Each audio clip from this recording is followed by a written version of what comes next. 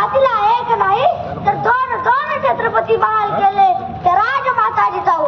जो राजा या मातीसाठी रयतेसाठी अखंड प्राण लढला नव्हे तर स्वराज्य निर्माण करून रयतेचं कल्याणकारी राज्य निर्माण केलं ते छत्रपती शिवाजी महाराज.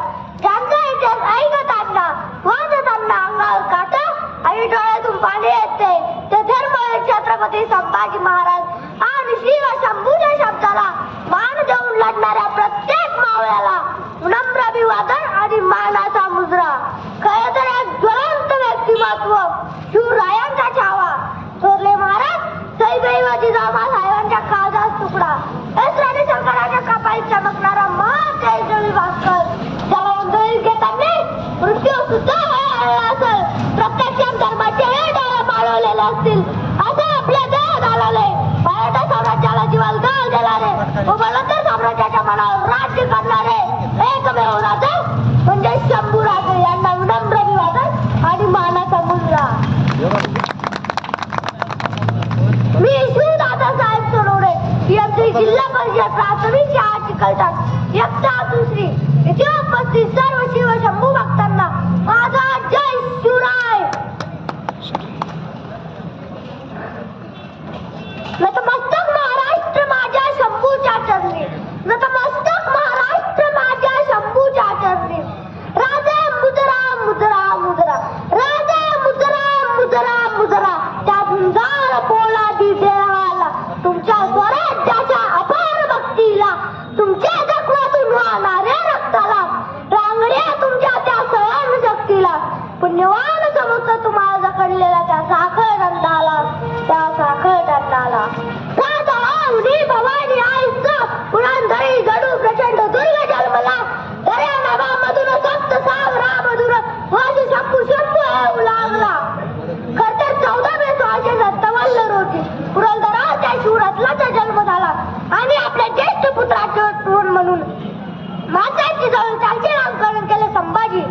संभाजी महाराज 2.25 वर्षाच्या असताना त्याच्या मातोश्रीचे निधन झाले. तोही वडील मातृत्वाचं क्षेत्र आरपलं. वडील नाही पोळेवर असायचे म्हणून त्यांनी जबाबदारी बाळासाहेब जिजाऊंनी घेतली. शंभू बाळ खेळा मागं लहानाचे मोठे झाले. छत्रपती शिवाजी महाराजांसारख्या युग पुरुषांचे पुत्र असल्यामुळे त्यांना रणांगणावरील मोहीम आणि राजकारणात डावपेचाचे बाळकडू बालपणीच मिळालेले होते. पण ज्या संभाजी महाराजांचा जन्म या महाराष्ट्राच्या मातीत झाला ते संभाजीराजे कसे होते? संभाजीराजे शूर होते, संभाजीराजे नम्र होते आणि संभाजीराजे लाचार नव्हते. जिजाऊंचे संस्कार म्हणजे संभाजीराजे. लखलखती तलवार घेऊन झुंजणारा महायोद्धा म्हणजे संभाजीराजे. तरुणांमध्ये रक्त म्हणजे संभाजीराजे. मातीला सूट आलेल्या आमच्या मातेची स्फूर्ती म्हणजे संभाजीराजे. गोरगरीब रयतेची धरती म्हणजे संभाजीराजे. आणि आज मानात उतरलेल्या आमच्या छत्रपती शिवाजी महाराजांची कीर्ती म्हणजे संभाजीराजे. शिवाजी महाराजांची कीर्ती म्हणजे संभाजीराजे. अंगाई शहाणा तो शहाणा तेवढी कठीण साधन ती. औरंगजेबाचा पोलादी पिंजरा तोडून महाराज राजगडावर परतले तेव्हा 9 वर्षाच्या कोवळ्या शंभू बाळाला त्यांनी उत्तरेतच ठेवले आणि शत्रूला हुल देण्यासाठी अफवा पसरवली की शंभूराजे गेले. एवढे वर्ष थांबले नाही तर त्यांनी राजगडावर त्या लेकराचं सुद्धा पाळून दिवस सुद्धा घातले.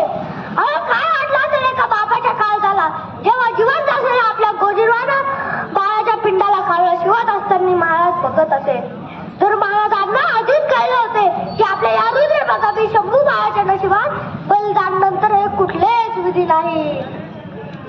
काय राजसाधना, काय हा त्याग आणि काय हा महायोग. थोरल्या महाराजांच्या निधनानंतर 16 जानेवारी 1681 रोजी संभाजी महाराज स्वराज्याचे दुसरे छत्रपती झाले. त्यानंतर त्यांनी अनेक लढाया केल्या. शक्य नसलेले विजय सुद्धा खेचून आणले. दिल्ली तख्तावर असा पराक्रम माझ्या राजाने केला आणि दिल्लीची तख्ता उतरलं. दिल्ली तख्तावर बसलेला बादशाह स्वराज्य उद्ध्वस्त करण्यासाठी आणि स्वराज्याच्या दाखले मारण्यासाठी दिल्लीवरून निघाला दक्कलला. पण त्याला कुठे माहित होतं स्वराज्य एक नगर नाही आणि छत्रपती एक व्यक्ती नाही. कारण व्यक्तीला मारता येते, छत्रपती